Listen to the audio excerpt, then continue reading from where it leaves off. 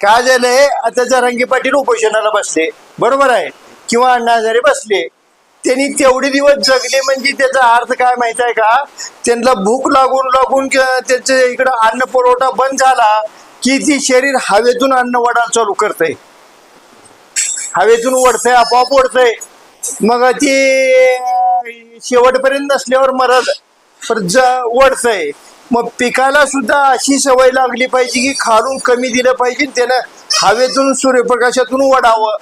तिकडं सोनं आहे हवेतून सूर्यप्रकाशात, तुम्ही खालून किती दिलो त्याचा काय उपयोग नाही.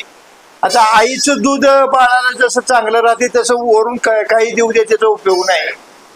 हवेतून सूर्यप्रकाशात एवढी ताकद आहे की तुमची माणसं पिकं देऊन त्याच्याकडे अजून भयंकर शिल्लक आहे.